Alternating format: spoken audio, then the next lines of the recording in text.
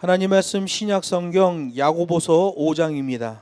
야고보서 5장 13절로 18절에 있는 말씀 저와 여러분이 교독하겠습니다. 너희 중에 고난 당하는 자가 있느냐? 저는 기도할 것이요. 즐거워하는 자가 있느냐? 저는 찬송할지니라. 너희 중에 병든 자가 있느냐? 저는 교회 장로들을 청할 것이요. 그들은 주의 이름으로 기름을 바르며 위하여 기도할지니라. 믿음의 기도는 병든 자를 구원하리니 주께서 저를 일으키시리라. 혹시 죄를 범하였을지라도 사하심을 얻으리라. 이러므로 너희 죄를 서로 고하며 병 낫기를 위하여 서로 기도하라. 의인의 간구는 역사하는 힘이 많으니라.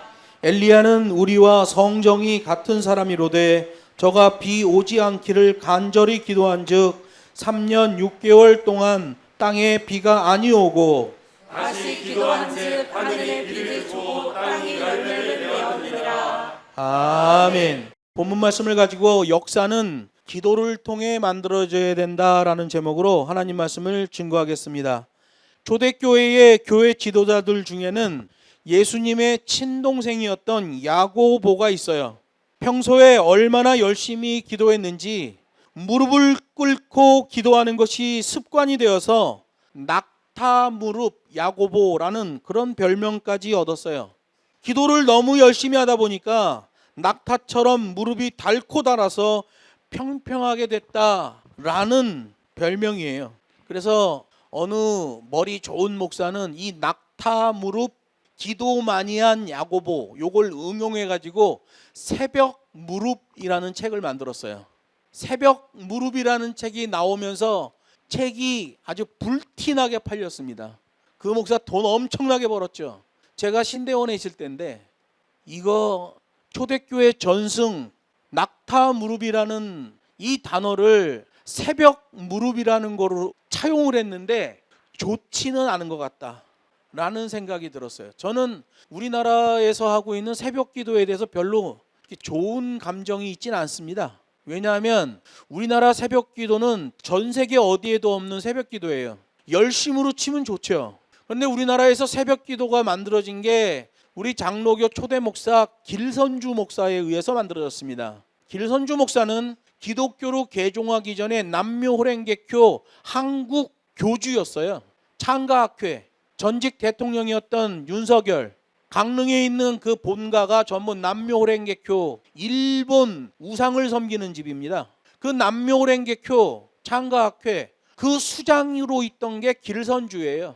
그 길선주가 가만히 보니까 야 이거 일본이 패망하고 미국이 이제 득세를 하네. 그러면 미국이 득세를 하면 어떻게 해야 되나? 일본이 득세할 땐 일본 우상, 일본 종교를 가졌었는데 미국이 득세하면 이제 어떻게 하나? 그러다가 기독교 신앙으로 개종합니다. 왜? 기독교는 미국 사람들이 갖고 들어왔잖아요.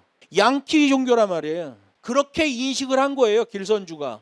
그래서 신발을 갈아 신고 기독교 지도자가 됐어요. 남묘호랭개교는 새벽 4시에서 5시만 되면 일어나서 한두 시간씩 그 우상 괴짝 앞에서 남묘호랭 이거 하는 거예요. 무슨 다른 기도문이 없어. 그것만 하는 거야. 남묘호랭 이거 하는 거예요. 평생을 새벽 4시에서 5시에 일어나서 일본 우상 종교 행위를 하다가 기독교인이 됐어요.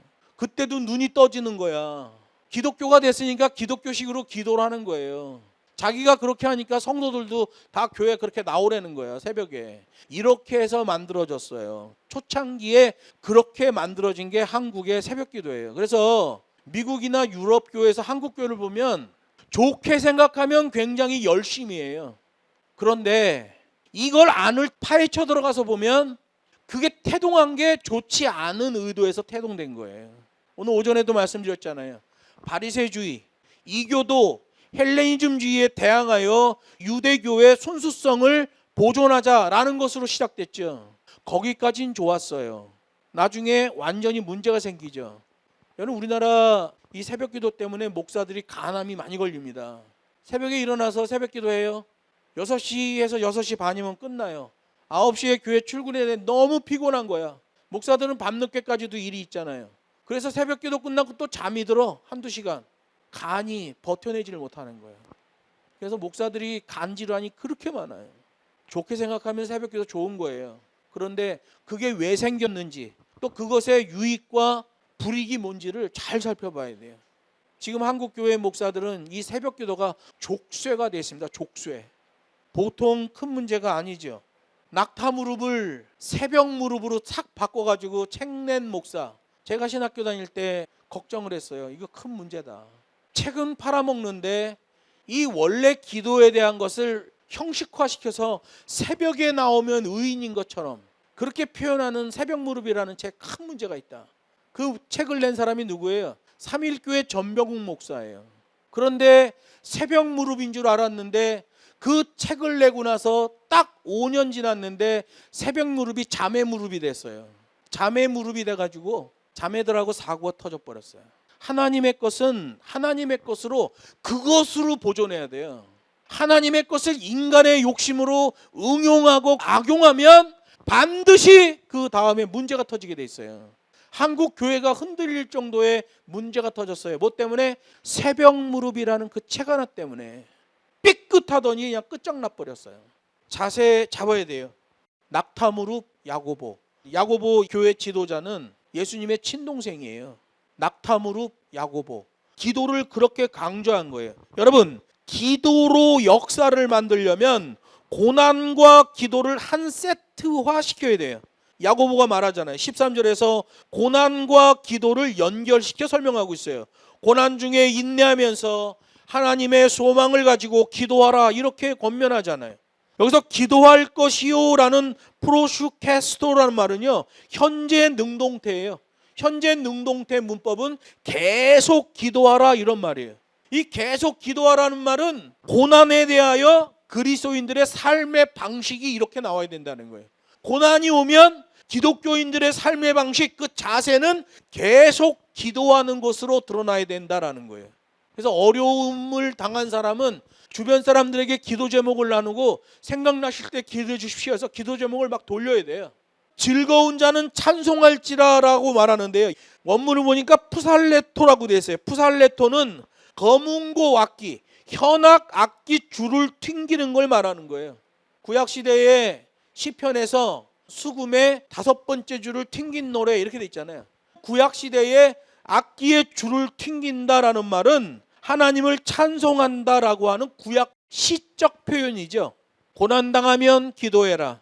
즐거우면 찬송해라. 여러분, 고난당할 때 대부분의 사람들은 기도합니다. 그런데 즐거운 일이 생기면 무게중심이 감성주의로 빠져서 방종에 빠질 경우가 있습니다. 우리 기독교인들은 이거 조심해야 돼요. 즐겁다고 해서 칠렐레 팔렐레 하면 안 된다는 거예요.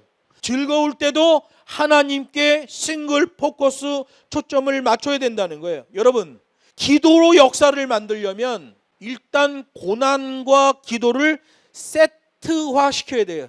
고난은 고난이고 기도는 기도고 따로 노는 게 아니라 이걸 한 세트로 만들어야 돼요. 영적인 어려움이 왔다, 육체적인 어려움이 왔다, 한 세트로 만들어서 가면 그 사람은 그 시간을 역사로 만들 수 있는 거예요. 또 두 번째, 기도로 역사를 만들려면 병든 자들이 해야 할 기도가 있다고 성경이 말합니다. 여기 14절에서 보면 병든 자가 있다면 교회의 장로들을 청하라 라고 되어 있는데요. 여기서 이 병든 자는 영육간의 병든 자를 얘기하는 거예요. 어떤 심적인 병에 빠져 있거나 육체적인 병에 빠져 있는 자를 말하는 거예요. 교회 장로를 청하라. 여기서 교회 장로라는 것은 대표자를 얘기하는 거예요. 이 시대의 교회로 말하자면 담임 목사를 얘기하는 거죠. 담임 목사에게 연락해서 와서 기도해 주실 것을 청하라는 거예요. 병든 자들은 교회 목사에게 신방을 요청해 같이 기도하고, 목사는 병든 자들을 위해 믿음의 목회 기도를 해줘야 돼요.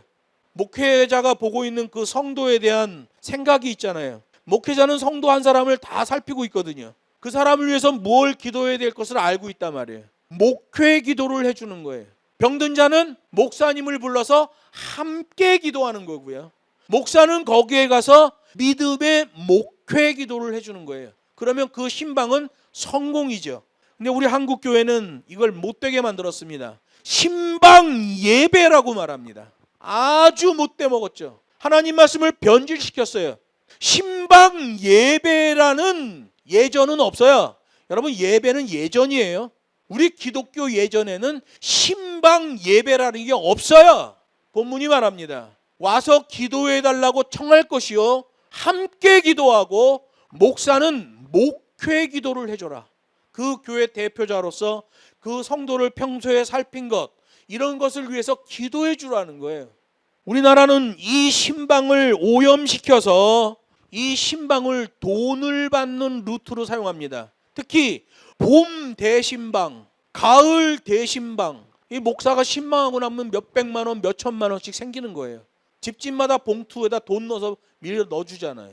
정말 폐단입니다. 이거 한국교회 폐단이에요.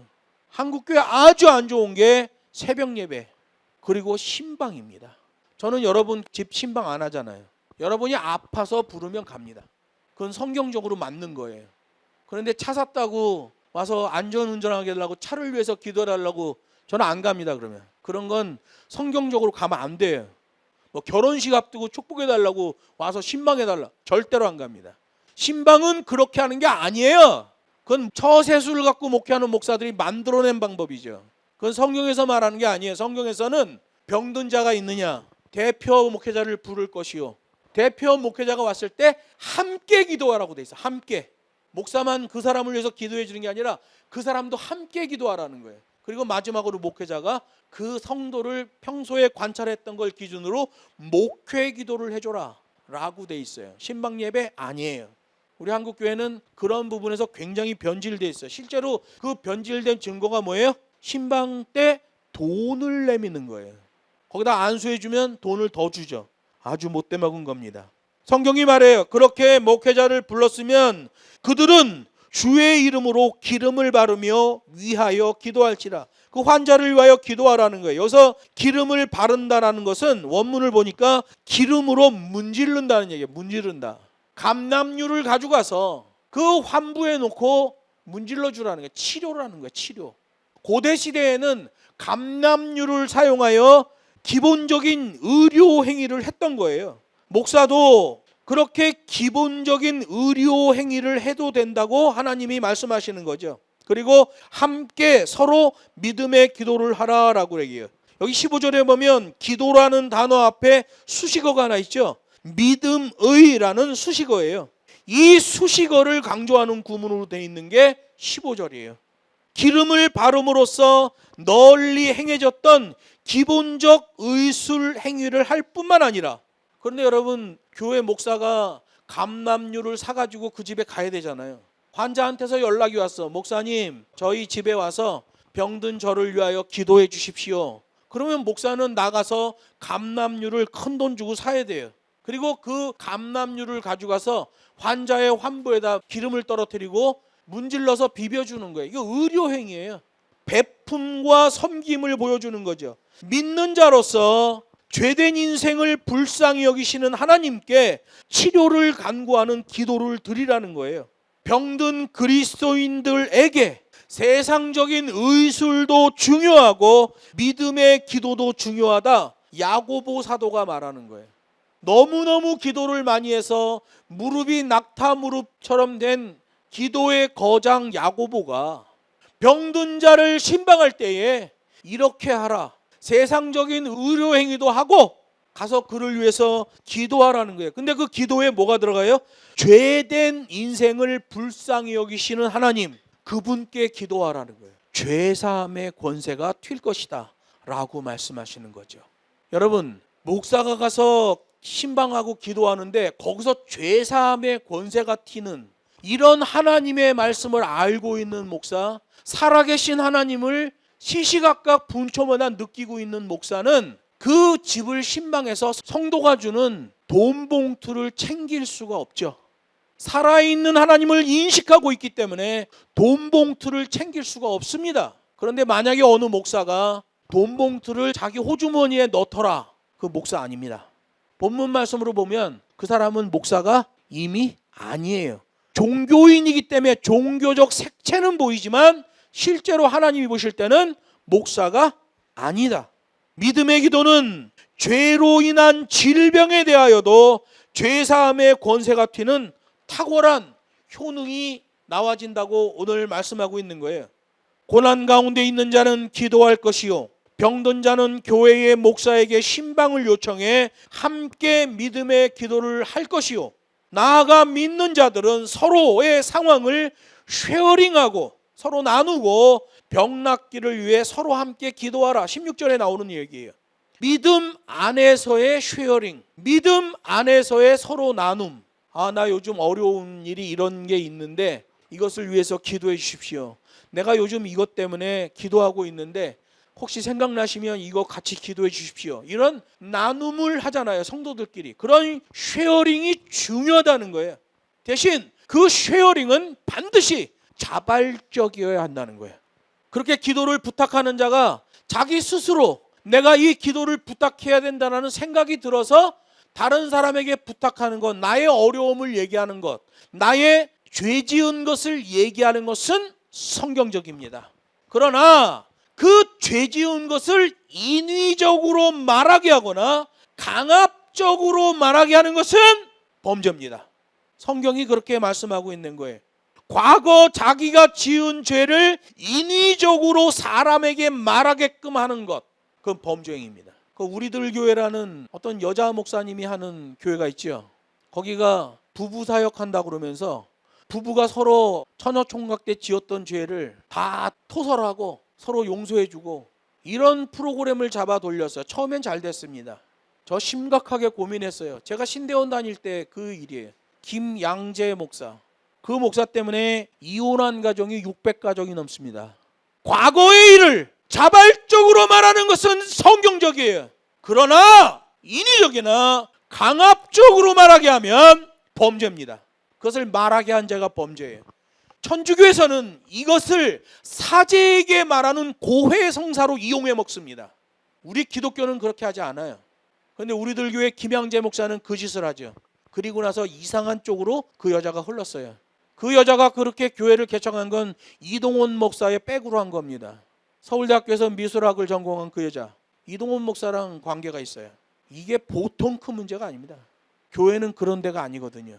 기독교를 잘못 이용하면 큰일 나는 거예요. 바리새인들처럼 자기네에게 유익한 방향으로 조금씩 변질시키고 자기네의 열심을 드러낸 것 같이 이벤트를 만드는데 그 이벤트를 만들면 기독교는 왜곡되는 거예요. 절대로 만들면 안 돼. 10년 전이든 20년 전이든 10년 후든 20년 후든 그 교회에 가면 그렇게 하나님께 예배하고 그렇게 믿음 생활하게 한다. 그거거든요. 내가 분부한 것만 가르쳐 지키게 하라. 이게 우리 주님이 명령하신 이 지상에서의 대사명 명령이 아니겠어요?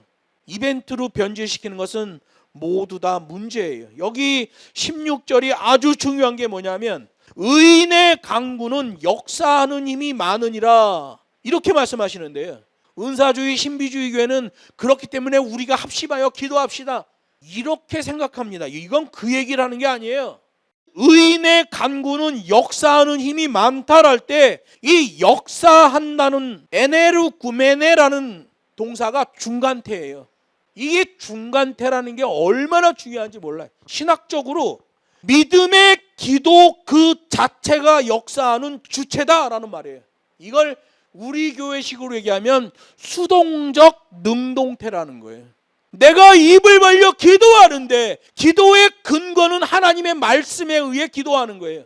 그런데 하나님의 말씀에 의해 기도하는 그 기도의 자세에서 나오는 그 기도 자체에 능력이 있다는 거예요. 이걸 양키 신학에서는 의인의 기도는 성령의 역사하심으로 이렇게 말해버리면 부조화가 일어나요. 기도하는 행위자가 배제돼 버리는 부조화가 나와지는 거예요. 그래서 양키 신학은 하면 할수록 성경 난제 부조화에 빠지는 거예요. 여러분 그 기독교 서점에 한번 가보세요. 성경 난제를 다루는 책들이 많이 있습니다. 왜 성경 난제가 나올까요? 양키 신학으로 가르쳐 놓으니까 성경이 이해가 안 되는 거예요. 그래서 성경 난제라고 해서 어거지로 설명을 해냅니다. 오늘 16절에 있는 역사하는 중간태예요. 중간태면 기도 그 자체가 능력이라는 거예요. 의인의 기도할 때 성령께서 역사하시는 것입니다 라고 하면 기도의 주체가 사라져 버려요. 그럼 기도할 필요가 없죠. 여러분, 여기 어마어마한 신학이 16절에 들어있는 거예요. 수동적 능동태. 그때 나와지는 기도는 그 기도 자체가 능력이 된다. 이게 하나님의 말씀이 약속하고 있는 말씀이에요. 첫 번째, 기도로 역사를 만들려면 고난과 기도를 한 세트화 시켜야 된다. 두 번째, 기도로 역사를 만들려면 병든 자들은 해야 할 기도가 있다. 세 번째, 기도로 역사를 만들려면 자세의 믿음이 나와졌던 기도의 거장들을 본받으라고 말합니다. 그렇게 기도로 능력을 발휘했던 야고보는 도대체 어떤 사람을 롤 모델 삼았길래 낙타 무릎이 됐을까? 야고보는 구약 시대의 선지자 엘리야를 기도에서 성공한 사람, 자기의 기도의 롤 모델 삼았다는 걸 오늘 본문에서 말하고 있어요. 17, 18절에 보면 엘리야를 이렇게 소개해요. 엘리야는 우리와 성정이 같은 사람이로되, 우리와 똑같은 사람이라는 거예요. 저가 비 오지 않기를 간절히 기도한 즉 3년 6개월 동안 비가 아니 오고 다시 기도한 즉 하늘이 비를 주고 땅이 열매를 내었느니라. 여기 하늘이 비를 주고 땅이 열매를 내었느니라는 이게 프로세싱이에요. 하늘이 그 비를 내어 그 열매를 맺게 했다는 거예요. 이거에 역사하는 능력은 뭐예요? 그 기도 자체죠. 엘리야의 그 기도 자체. 그래서 엘리야를 우리와 성정이 같은 사람이다라고 못 박아놓고 그가 기도했을 때 그 기도의 능력으로 3년 6개월 비가 오지 않았다. 그가 다시 기도했을 때 그 기도가 중간태의 능력이 나와졌다. 그리고 비가 오고 그 비 때문에 그 열매가 맺어졌다. 이렇게 말하고 있는 거예요. 양키신학은 이걸 해석하지 않습니다. 양키신학은 의인의 기도는 역사하는 힘이 많으니라. 그러면 의인이 기도하면 성령이 역사하십니다. 이렇게 설교해버립니다. 양키신학은. 그래서 기도의 주체가 없어져 버려요. 기도 누가 한 거예요? 그 사람이 기도한 거잖아요. 이게 양키신학의 어마어마한 함정이죠. 그래서 성도들을 다 바보를 만들어 놓고 자뻑에 빠지는 기독교인들을 만들어 놔요. 내가 믿으니까 믿은 거지. 아니에요. 성경대로 믿어야 돼요. 야고보서 5장 17절에서는 가뭄 기간을 3.5년이라고 말하잖아요. 엘리야 시대로 가보면 열왕기상 18장 1절에서는 3년으로 돼 있어요. 가뭄 기간이 3년이야. 근데 야고보는 3.5년이라고 말한단 말이에요. 야고보가 말하는 3.5년은 열왕기상 17장 전체 사건이 진행된 전체 시간을 말하는 거예요. 가뭄이 3.5년이 아니라 그 가뭄이 나와지는 상황, 전체 상황을 말하는 이런 거죠. 엘리야가 죄악을 저지르는 아합 왕에게 나아가서 말합니다. 내가 기도하지 않으면 하나님의 징계로 3년 동안 비가 내리지 않을 것입니다. 그랬더니 아합 왕이 분기탱천해 갖고 엘리야를 잡아 죽이려고 그러는 거예요. 그래서 엘리야가 도망가서 그릿 시냇가에 숨고 거기에 있는데 까마귀가 떡과 고기를 물어다 주는 거예요. 그거 먹고 사는 거예요. 그거 먹고. 그거 먹는 동안에 그릿 시냇가가 말라버립니다. 그릿 시냇가가 말라버리니까 거기서 물을 못 먹잖아요. 그때 하나님이 엘리야에게 역사하셔요. 너 이곳을 떠나서 시돈 땅으로 가라. 거기에 가면 사르밧 과부가 있을 텐데 그 집에 가서 먹고 살아라 그래요. 근데 그 집에 갔더니 정말 속된 말로 똥구녕 찢어질 정도로 가난한 집이에요. 요만큼 밀가루하고 몇 방울의 기름이 있는데 너무 가뭄이 들어서 먹을 게 없어요. 그거 떡반죽에서 호떡 같은 거 한 장 부쳐 먹고 엄마랑 아들이랑 죽어야 돼. 사르밧 과부가 그런 상황이야. 하필 하나님이 그런 집에 가래. 가서 엘리야가 야 그 떡 좀 구워와라 그래. 이거 나랑 우리 아들이 마지막으로 구워 먹고 이거 먹고 이제 더 이상 먹을 게 없어. 굶어 죽어야 되는데 아니 하나님의 선지자라는 사람이 이걸 달라고 그러는 겁니까? 잘못하면 엘리야 맞아 죽어요. 근데 그 떡을 구워오라는 거야. 이 사르밧 과부가 믿음이 좋아. 그걸 구워서 선지자에게 줬어. 선지자가 그냥 남기지도 않고 다 먹어버렸어. 애가 그냥 막 우는 거야. 하나도 안 남겨줬다고. 그런데 그 다음에 보니까 떡반죽 그릇에 또 밀가루가 있네. 기름병에 또 기름이 있네. 분명히 다 썼는데 그 다음에 또 있어. 떡을 계속 구워 먹어. 계속 나와. 그런 역사가 있었어요. 그 사건 전체를 보면 가뭄은 3년이지만 그 사건 전체가 한 세트이기 때문에 3년 6개월이 되는 거예요. 그래서 예수님도 누가복음 4장 25절에서 말해요. 내가 참으로 너에게 이르노니 엘리야 시대에 하늘이 새해 6달 동안 닫히어 온 땅에 큰 흉년이 들게 됐다. 이렇게 말하잖아요. 예수님도 이걸 한 세트로 말합니다. 그 사건이 일어나게 된 전체 세트. 그러면 3년 기근이면 앞에 6개월은 아합 왕이 회개할 수 있는 기간이었죠. 근데 회개를 하지 않아요. 그래서 이 전체 3년 6개월이 가뭄 사건과 하나로 세트가 돼버리는 거예요. 가뭄은 3년, 사건은 3.5년. 그래서 야고보서 5장 17절에서는 그 가뭄 기간을 3.5년, 즉 3년 6개월이라고 말하는 거예요. 그래서 간절히 기도한 즉이라는 말은 프로슈케 프로세윅타토라는 말인데요. 기도로 기도했다라는 말이에요. 이 히브리어 문법이죠. 히브리어 강조 문법이에요. 예수님께서 진실로 진실로 너희에게 이르노니, 이러면 반복어법이잖아요. 이게 다 히브리어 강조어법이에요. 오늘 본문도 간절히 기도한 즉이라고 번역되어 있지만 실제 원문을 보면 기도로 기도한 즉이 되는 거예요. 실제로 구약 성경에는 엘리야가 기도할 때 땅에 엎드려 얼굴을 무릎 사이에 넣었다. 이거 뭐 쥐며느리도 아니고 어떻게 그렇게 구부러질 수 있나. 사람이 자기 이 머리를 엎드린 상태에서 무릎 사이에 넣는 건 쥐며느리가 아니면 안 되는 거예요. 그런데 엘리야가 마치 쥐며느리가 된 것처럼 고개를 자기 무릎 사이에다 넣고 기도를 했다는 거예요. 이 엘리야가 대단한 사람이에요. 얼굴을 무릎 사이에다 집어넣었다. 아마 야고보도 이거 따라한 것 같아. 그러면 무릎에 얼마나 힘이 가해지겠어요. 그냥 무릎 꿇어도 아파 죽겠는데. 그래 야고보가 낙타 무릎이 된 거죠. 야고보는 기도의 거장이에요. 그 기도의 거장이 기도의 거장 될 수 있었던 것은 바로 이 엘리야를 롤 모델 삼았기 때문에 그렇습니다. 기도로 기도했다는 것은 얼마나 그 기도의 목적과 방향성이 정확했는지를 단적으로 보여주는 거예요. 그 자세의 믿음으로 기도로 기도해야 비가 오고, 그렇게 해서 온 비여야만 거기서 진짜 열매가 나온다는 거예요. 엘리야는 그게 나왔잖아요. 야고보도 그게 나왔죠. 이 말을 반대로 하면 우리가 기도하지 않으면 마땅히 와야 할 비인데도 그 비가 안 오고, 그 마땅히 와야 할 비가 안 오니 마땅히 맺어야 할 그 열매도 못 맺는 거예요.